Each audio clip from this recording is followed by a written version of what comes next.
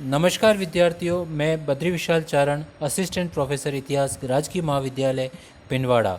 आज आज हम अपने इस लेक्चर में धर्म सुधार आंदोलन और उसका प्रभाव का पार्ट 2 पढ़ेंगे। यह बीए तृतीय वर्ष के प्रथम पेपर का विषय है। जैसा कि हमने अपने पिछले लेक्चर में धर्म सुधार के बारे में कुछ आरंभिक जानकारी प्राप्त की थी, आज के इस लेक्चर में हम उसी कड़ी को आगे बढ़ाएंगे। पुनर्जागरण से पहले पश्चिमी यूरोप पर रोमन कैथोलिक चर्च का एक छत्र साम्राज्य था। मनुष्य के जीवन में पग पग पर चर्च का दखल था।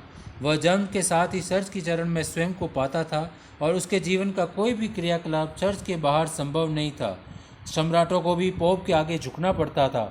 इसके सबसे बड़ा प्रमाण यह है कि 11वीं शताब्दी में पवित्र रोमन सम्राट हेनरी ने जब पोप ग्रेगोरी के हस्तक्षेप को मानने से आनाकानी की तो उस पर इतना दबाव पड़ा कि उसे आल्प्स पर्वत को सर्दी के दिनों में पार करके नंगे पांव पोप से क्षमा मांगने जाना पड़ता। बढ़ती हुई राष्ट्रीय चेतना पर किसी का एकाधिकार और बढ़ती हुई राष्ट्रीय चेतना किसी के एकाधिकार व जड़ता को स्वीकार करने को तैयार नहीं थी। धर्म का प्रभाव जीवन के हर क्षेत्र में था, जिसे मानने के लिए कोई तैयार नहीं था, जिसके कारण एक नए आंदोलन की शुरुआत हुई जिसे धर्म सुधार आंदोलन की संज्ञा दी जाती है। हम सबसे पहले धर्म सुधार आंदोलन के कारणों पर चर्चा करेंगे। मध्यकाल में पूरा चर्च एक राजतंत्र की भांति कार्य करता था, जिसमें पोप की सर्वोच्च सत्ता थी। यह सब कुछ अटूट आस्था में तो तर्कसंगत लगता था, किंतु नवोदित चेतना से प्रभावित बुद्धिवादी वर्ग इस व्यवस्था के सर्वथा विरुद्ध था। विद्वानकार इतिहासकार हेज लिखते हैं कि वस्तुतः 16वीं शताब्दी के प्रारंभ में विवेक की जागृति के परिणाम स्वरूप बहुसंख्यक ईसाई कैथोलिक चर्च के आडंबरों से मुक्त होकर उनकी कड़ी आलोचना करने लगे थे। इसी सुधारवादी प्रयास के परिणाम स्वरूप धार्मिक उथल पुथल हुई और ईसाई धर्म के नए धार्मिक संप्रदाय अस्तित्व में आए। पोप अब न केवल राजनीति में दखल देने लगा था, बल्कि वह व्यक्तिगत जीवन को भी प्रभावित करने लगा था। बाइबल में कहा गया है कि ऊँट का सुई के छेद में से निकलना आसान है, पर धनी व्यक्ति का स्वर्ग पहुंचना मुश्किल है। पोप के राजप्रसाद रखेला और उनसे उत्पन्न नाजायज संतानों से भरे रहते थे। यह भ्रष्टाचार पूरे तंत्र में व्याप्त है। चर्च कोई भी पद बिक सकता। चर्च में फैले इस भ्रष्टाचार का सीधा संबंध जनता के आर्थिक शोषण से था। जनता को न केवल इस बात से असंतोष था कि चर्च के अधिकारी ऐसी सेवाओं के लिए धन लेते थे, बल्कि वे कई धार्मिक कार्यों के लिए अनुपलब्ध भी रहते थे। चर्च के शोषण से राजा और मध्यम वर्ग, धनी वर्ग दोनों ही क्षुब्ध थे। चर्च द्वारा शोषण का निकृष्टतम रूप क्षमापत्रों की बिक्री के समय प्रकट होता था। ये क्षमापत्र स्वर्ग की टिकट की भांति बेचे जाते थे और एक एक बार क्षमापत्र खरीद लेने के बाद व्यक्ति से न केवल पाप मुक्त हो जाता था, बल्कि यह भी माना जाता था कि क्षमापत्र क्रेता यदि भविष्य में भी पाप करेगा तो ईश्वर उसे क्षमा कर देगा। इस प्रकार स्पष्ट है कि यूरोप समाज के हर वर्ग में चर्च एवं धर्माधिकारी वर्ग के प्रति किसी न किसी कारण असंतोष था। मध्यम वर्ग उसकी संपत्ति से परेशान था, तो वहीं शासक वर्ग उसके बढ़ते हुए हस्तक्षेप से प्रभावित था। आम जनता जीवन के हर क्षेत्र में धर्म व धार्मिक अधिकारियों की होने वाली दखल से प्रभावित था। इन सब वर्गों ने की सामूहिक चेतना ने एक विरोध किया और इसी विरोध का प्रभाव था धर्म सुधार आंदोलन। प्रारंभिक धर्म सुधारक मार्टिन लूथर से पहले भी कई विद्वानों ने मानववादियों ने चर्च के भ्रष्टतंत्र, धर्माधिकारियों की कुत्सित प्रवृत्तियों तथा भ्रष्ट जीवन शैली की आलोचना की तथा ईसाई धर्म में व्याप्त कुरीतियों तथा भ्रष्टाचार के निवारण की मांग की, किंतु उनकी आवाज़ों को दबा दिया गया।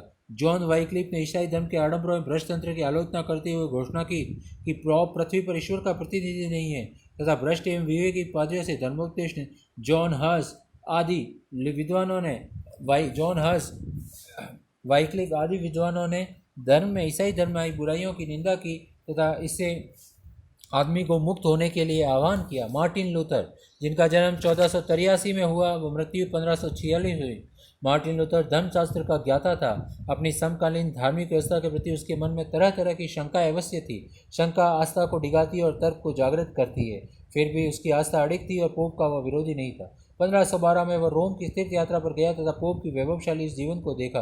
1517 में घटी एक ऐतिहासिक घटना ने चिंगारी के विद्रोह की मशाल का रूप दे दिया। पोप लियो दसम का अधिकृत प्रतिनिधि टेडजर क्षमा पत्रों को विक्रय कर रहा था। लूथर ने 31 अक्टूबर 1517 को विटरमिल के चर्च के प्रवेश द्वार पर क्षमा पत्रों में 95 प्रश्न या 95 थीसिस लैटिन में लिखकर चिपका दिए।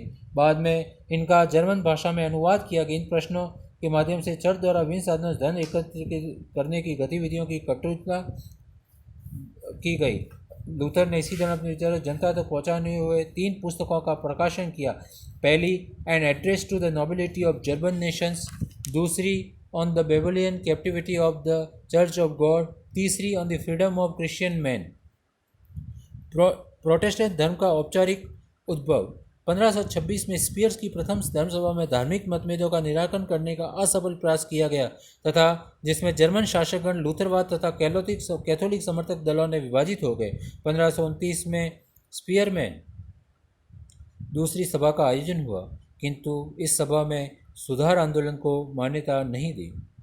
इसके विपरीत धर्म सुधार आंदोलन के खिलाफ कई सख्त प्रस्ताव पास किए गए, जिसका लूथरवाद के समर्थकों ने विरोध किया।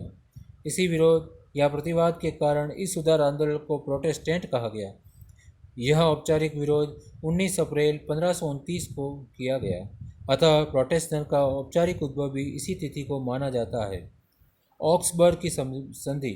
सम्राट रोमन चार्ल्स पंचम ने अस्वीकार कर दिया, किंतु लूथर समूह दबाव में अन्य परिस्थिति बाध्य होकर उसने 1532 युद्ध विराम संधि को, जो 1546, किंतु जर्मनी ने पुनः 1546 भीषण गृह युद्ध में इसे चलता रहा।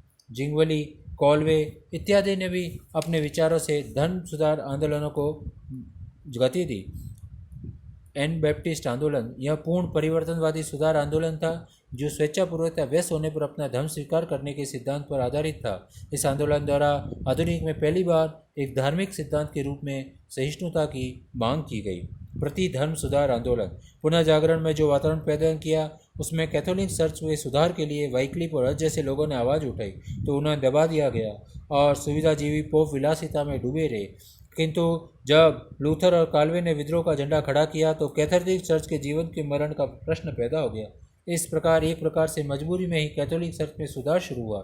चूँकि यह धर्म सुधार आंदोलन के समांतर और उसके प्रतिवाद के रूप में शुरू हुआ था, अतः इसे काउंटर रिफॉर्मेशन भी कहते हैं। इतिहासकार जेई स्वेन का मत है कि रोमन कैथोलिक चर्च में सुधार की प्रेरणा प्रोटेस्टेंट क्रांति के महत्वपूर्ण परिणामों में से एक थी। धार्मिक न्यायालय। यह एक धार्मिक न्यायालय जिसका उपयोग प्रोटेस्टेंटवादियों को आतंकित कर उन्हें प्रचार प्रचार अवरुद्ध करने के लिए 1542 में इस संस्था को पोप ने पुनर्जीवित किया। यह संस्था प्रोटेस्टवादियों और डुलमुल कैथोलिक का पता लगाकर उन्हें दंडित करने और कैथोलिक चर्च के आदेशों को कठोरतापूर्वक पालन करने का कार्य करते थे। इस प्रकार हम देखते हैं कि पुनर्जागरण की आधुनिक व वैज्ञानिक सोच से प्रभावित होकर कई धर्म सुधारक प्रोटेस्टेंट धर्म में विद्यमान कुरीतियों के खिलाफ खड़े हुए। चर्च व पोप के एकाधिकारवाद, चर्च और पोप के जीवन के प्रत्येक क्षेत्र में किए जाने वाले हस्तक्षेप से प्रभाव से दुखी